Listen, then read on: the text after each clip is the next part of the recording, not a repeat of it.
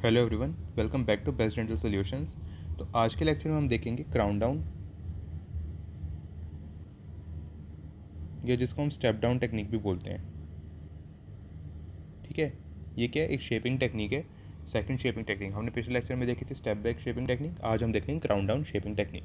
ठीक है, तो लेक्चर शुरू करने से पहले मैं आपसे रिक्वेस्ट कर रहा हूँ कि प्लीज़ इस चैनल को लाइक करो, शेयर करो और सब्सक्राइब करो। यार, मेरी मोटिवेशन बहुत ज़्यादा इंक्रीज़ हो गया अगर आप करोगे। अभी नया नया चैनल है और मैं इतने लेक्चर्स डाल चुका हूँ, फिर भी सब्सक्राइबर नहीं बढ़ रहे यार। ठीक है, तो प्लीज़ आप सब्सक्राइब करो और प्लीज़ शेयर करो जितना हो सके, ताकि मेरे को मोटिवेशन मिले। तो क्राउन डाउन अभी हमने स्टेप बैक टेक्निक जो देखी थी, उसमें हम क्या कर रहे थे? सबसे पहले अपाइकल पार्ट को अपाइकल पार्ट जो है हमारा, उसको शेप कर रहे थे। उसके बाद मिडल पार्ट, और उसके बाद हम कोरोनल पार्ट में जा रहे थे। ठीक है, तो लेकिन इसमें क्राउन डाउन में क्या होता है, इसमें हम उल्टा चलते हैं। इसमें हम कोरोनल पार्ट को सबसे पहले करेंगे, फिर मिडल पार्ट, और लास्ट में अपाइकल पार्ट को करेंगे। ठीक है, तो इसमें सबसे पहले कैसे करेंगे? सबसे पहले हम पेटेंसी चेक करेंगे, पेटेंसी ऑफ कैनाल चेक्ड। अब इसको हम कैसे चेक करेंगे? साइज 8 या 10 की के फाइल से।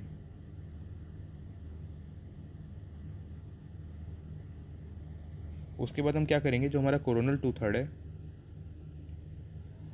कोरोनल टू थर्ड को हम एच फाइल्स जो हमारी, यानी कि नंबर 15, नंबर 20 और नंबर 25 की एच फाइल्स जो हमारी, उससे शेप करेंगे कोरोनल टू थर्ड को। ठीक है, और इसमें ना हमें ये चीज़ का ध्यान रखना है कि जो हमारे जो फाइल है, उसको हम उसी लेवल तक इंसर्ट करेंगे जहाँ तक वो जा पाए बिना किसी फोर्स को लगाए हुए। ठीक है, यानी कि बिना किसी बाइंडिंग, मतलब वो बाइंड ना हो file. File should be inserted only till the level it doesn't bind. ठीक है, यानी कि हमें वहाँ तक ही लेके जाना है जहाँ तक ये फाइल बाइंड ना करे। ठीक है, उसके बाद हम क्या करेंगे? जो हमारी जी ड्रिल है, gate clearance drill number 2 and 3, उसको हम यूज़ करेंगे, और कभी कभी 4 भी यूज़ कर सकते हैं। तो उससे हम क्या करेंगे? कोरोनल सेगमेंट जो है हमारा, उसको फ्लेयर देंगे। कोरोनल सेगमेंट में फ्लेयर देंगे। ठीक है, फिर जो हमारी अपाइकल पार्ट है, अपाइकल पार्ट तक हम लेकर जाएंगे के फाइल्स। के फाइल्स हम ये स्टार्ट करेंगे नंबर 10 से, और आगे उसको नंबर 15 तक ले जा सकते हैं। ठीक है, तो इससे हम शेप करते हैं और साथ में वर्किंग लेंथ को मेजर करते हैं। Shape apical part and measure working length. ठीक है, तो उसमें क्या हो रहा था ना, उसमें हम सबसे पहले क्या ले रहे थे? 25 नंबर की फाइल ले रहे थे, उसका 30, 35, 40, और एक एक हम ऊपर जा रहे थे। ये था हमारा स्टेप बैक टेक्निक। ठीक है, लेकिन इसमें हम क्या करेंगे? इसमें हम बड़े से लेकर के छोटी फाइल यूज़ करेंगे। मतलब क्या हो रहा है कि जो हमारा कोरोनल पार्ट है, वो तो हमारा वाइड होगा। ठीक है, और जैसे जैसे हम अपाइकल जाते जाएंगे, ये छोटा होता जाएगा। और इसमें हमें क्या करना है? सबसे पहले कोरोनल पार्ट को ही हमें क्लीन करना है, उसको शेप करना है। तो सबसे पहले हमें सबसे बड़ी फाइल लेनी होगी। ठीक है, फिर हम क्या होगा, हम उसके बाद हमने मान लो ये वाला पार्ट क्लीन कर दिया इस फाइल से। ठीक है, ये वाली फाइल जो हमारी, ठीक है, उस फाइल से हमने इसको क्लीन कर दिया। उसके बाद हम क्या करेंगे? इससे थोड़ी सी थिन फाइल लेंगे। ठीक है, वो थिन फाइल हम थोड़ा सा और ज़्यादा नीचे उसको अपाइकली ले जा पाएंगे। ठीक है, तो ये वाला पार्ट भी क्लीन हो गया हमारा।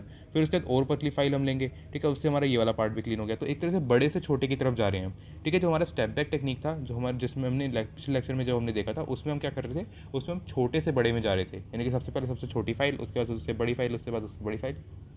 लेकिन इसमें क्या हो रहा है? हम सबसे बड़ी फाइल यूज़ कर रहे हैं, उसके बाद उससे मूव करते हुए हम सिक्वेंशियली छोटी फाइल की तरफ जा रहे हैं। ठीक है, और फिर हमें ये चीज़ का ध्यान रखना है कि हर फाइल के बाद ना हमें रिकैपिचुलेशन करना है। और रिकैपिचुलेशन क्या होता है?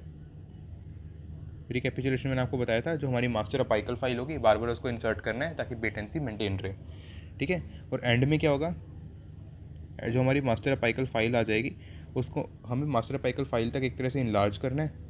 जो हमारी कैनाल है, उसको मास्टर अपाइकल फाइल तक इनलार्ज करके, और लास्ट में क्या करना है? हमें सर्कमफेरेंशियल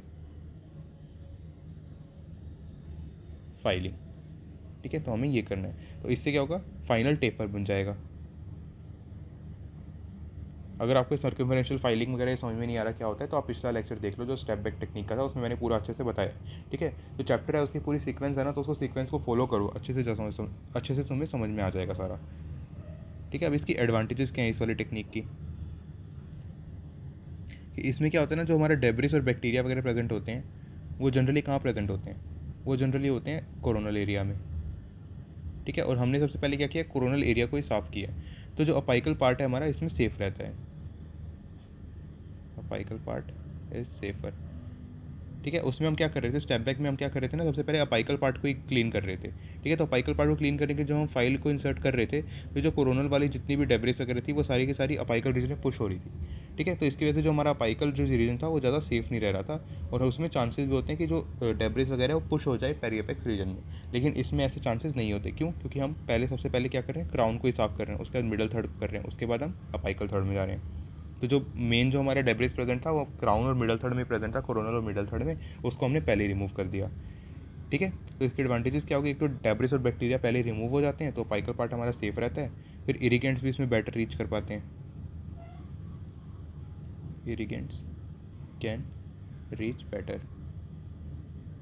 ठीक है, इसमें हम सबसे पहले क्या करें, कोरोनल पार्ट को वाइड कर रहे हैं, शेप कर रहे हैं, उसके बाद मिडिल पार्ट को, तो धीरे धीरे इरिगेंट नीचे नीचे जाता जाएगा। लेकिन उसमें क्या हो रहा था, हम सबसे पहले अपाइकल पार्ट को कर रहे थे, तो ऊपर से तो हमारी किनाल नैरो ही रह गई, लेकिन अपाइकल पार्ट हमारा ब्रॉड हो गया, उसमें शेप हो गया, तो उसके इसमें क्या होगा, इरिगेंट भी अच्छे से मूव नहीं कर पाएगा नीचे। और फिर उसके बाद इसमें एडवांटेज क्या होता है, अपाइकल डेब्रिस जो है उसका एक्सट्रूजन भी नहीं होता। ठीक है, और वर्किंग लेंथ भी हमारी स्टेबल रहती है। तो ये सारे हमारे जो एडवांटेजेस हैं क्राउन डाउन टेक्निक के।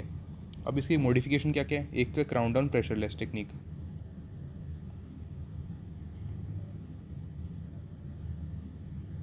क्राउन डाउन प्रेशरलेस में क्या करते हैं हम इसमें स्टार्ट करेंगे 35 नंबर की के फाइल से, और इसको हम वहाँ तक इंसर्ट करेंगे जहाँ तक ये बिना बाइंड हुए चली जाए, बाइंड नहीं होनी चाहिए। ठीक है, उसके बाद हम क्या करेंगे, जी ड्रिल यूज़ करेंगे नंबर 2 और नंबर 3 की। ठीक है, फिर कोरोनल टू अपाइकल शेपिंग करेंगे,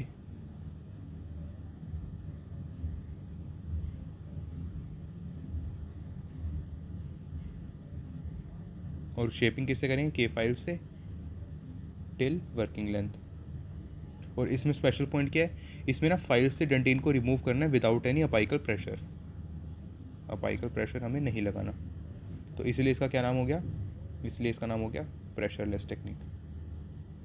ठीक है, तो ये था हमारा प्रेशरलेस क्राउन डाउन। उसके बाद है हमारा बैलेंस्ड फोर्स टेक्निक।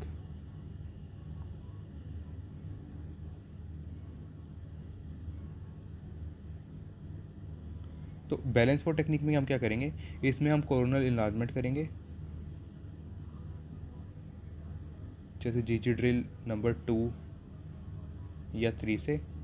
ठीक है, उसके बाद हम लेंगे फ्लेक्स आर फाइल्स, इसमें याद रखना इसमें हम फ्लेक्स आर फाइल्स लेते हैं, या फिर उसको फ्लेक्सो फाइल भी बोलते हैं। ठीक है, अब इसको हम यूज़ करेंगे मिडल टू अपाइकल शेपिंग के लिए। यानी कि हमने क्या किया, कोरोनल को तो कर दिया शेप, उसके बाद हम मिडल को शेप करेंगे, और उसके बाद अपाइकल को शेप करेंगे। तो इसमें बैलेंस फोर्स हम क्या करते हैं, सबसे पहले क्लॉकवाइज रोटेशन करेंगे, 90 डिग्री मान लो हम क्लॉकवाइज रोटेशन कर दी, तो इससे क्या होगा, फाइल में प्रीलोड हो जाएगा, यानी एक तरह से फाइल इंगेज हो जाएगी। ठीक है, फिर हम काउंटर क्लॉकवाइज उसको मूव करेंगे, काउंटर क्लॉकवाइज रोटेट करेंगे कितना, 180 से लेकर के 270 डिग्री तक। ठीक है, तो इससे क्या होगा, डेंटिन हमारा कट हो जाएगा, जो हमारा इन्फेक्टेड डेंटिन वगैरह होगा वो इससे कट होगा। ठीक है, हमने क्लॉकवाइज और काउंटर क्लॉकवाइज ये कर लिया, उसके बाद हम फाइल को रिमूव करेंगे, यानी कि एक तरह से बाहर निकालेंगे, फाइल पुल्ड आउट। ठीक है, और पुल करते टाइम हम क्या करेंगे, क्लॉकवाइज रोटेशन करेंगे। अब इस क्लॉकवाइज रोटेशन से क्या होगा, जो हमारे डेब्रिस जो फ्लूट होंगे ना, उसमें डेब्रिस लोड होता रहेगा। ठीक है, और जैसे हमने फाइल को बाहर निकाल लिया, उसके बाद हम फाइल को क्लीन करेंगे, फिर हम क्या करेंगे, लार्जर फाइल यूज़ करेंगे, क्राउन डाउन फैशन में जो हमारा होता है।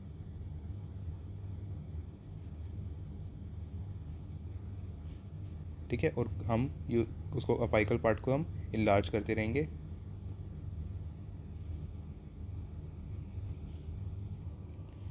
और लास्ट में हमें ये ध्यान रखना कि जो बैलेंस्ड फोर्सेस हैं उससे ना ट्रांसपोर्टेशन कम होता है, जो हमारी किनाल है उसका ट्रांसपोर्टेशन कम होगा, और साथ में लेजिंग के चांसेस भी कम होते हैं। ठीक है, तो ये था हमारा बैलेंस फोर्स टेक्निक। लास्ट है हमारा डबल फ्लेयर। तो डबल फ्लेयर टेक्निक में क्या होता है, इसमें हम कोरोनल टू अपाइकल शेपिंग करेंगे विद के फाइल्स। ठीक है, के फाइल से हमने क्या किया, कोरोनल से अपाइकल हम जा रहे हैं, ठीक है। उसके बाद हम क्या करेंगे, स्टेप बैक टेक्निक की यूज़ करेंगे। यानी कि हम एक बार को कोरोनल से अपाइकल चले गए, उसके बाद हम अपाइकल से कोरोनल वापस जाएंगे according to step back technique, ठीक है। और इसके लिए हम क्या यूज़ करेंगे, के फाइल्स ऑफ असेंडिंग साइजेस, यानी कि छोटे से बड़ी फाइल। तो इससे क्या होगा, हमारे पास प्रॉपर टेपर बन जाएगा, ठीक है। तो समरी क्या होगी हमारी, समरी होगी क्राउन डाउन में हम क्या कर रहे हैं, ऊपर से नीचे शेपिंग कर रहे हैं। तो इससे क्या होगा, डेब्रिस और बैक्टीरिया जो है पहले ही निकल जाएगा और अपाइकल एरिया हमारा सेफ रहेगा, ठीक है। फिर हमने प्रेशरलेस में क्या देखा, इसमें हमें प्रेशर नहीं लगाना डंटीन रिमूवल के टाइम, ठीक है। फिर बैलेंस फोर्स में हमने क्या देखा, क्लॉकवाइज और काउंटर क्लॉकवाइज मोशन होगा, तो उससे क्या कंट्रोल कटिंग होगी, ट्रांसपोर्टेशन के चांस कम होंगे और लेज फॉर्मेशन भी नहीं होगा, ठीक है। और फिर लास्ट में हमने क्या देखा, डबल फ्लेयर टेक्निक। इसमें हम पहले कोरोनल टू अपाइकल जाएंगे, नॉर्मल जो हमारा क्राउन डाउन टेक्निक होता है उसके हिसाब से, और फिर लास्ट में हम क्या करेंगे, के फाइल्स यूज़ करेंगे असेंडिंग साइज़ की, ठीक है। यानी कि इसमें हम स्टेप बैक टेक्निक यूज़ करेंगे।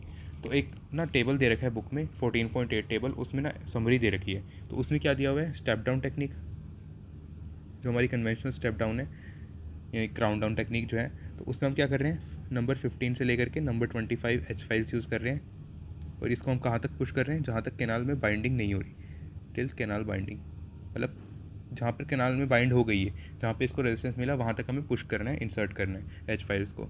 ये हमने कर दिया। उसके बाद हम क्या करेंगे, जी ड्रिल यूज़ करेंगे नंबर 2 एंड नंबर 3 की, ठीक है। तो इससे क्या होगा, कोरोनल टू अपाइकल शेपिंग हो जाएगी।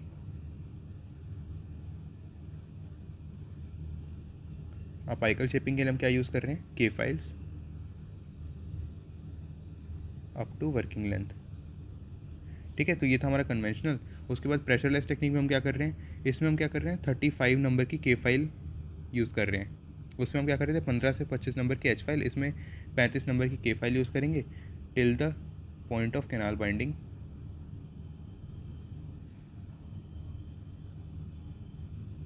ठीक है। उसके बाद सेम इसमें भी जी ड्रिल यूज़ करेंगे नंबर 2 एंड नंबर 3 की।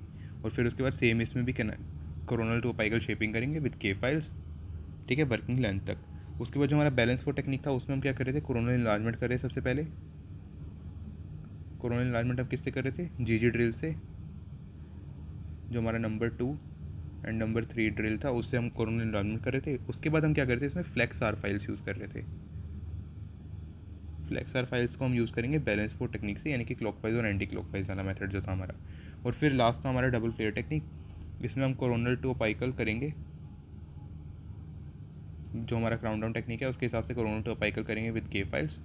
और ये हो जाने के बाद हम स्टेप डाउन टेक्निक यूज़ करेंगे, sorry step back technique use करेंगे, ठीक है। के फाइल को हम यूज़ करेंगे असेंडिंग ऑर्डर में, यानी कि छोटे से बड़ा।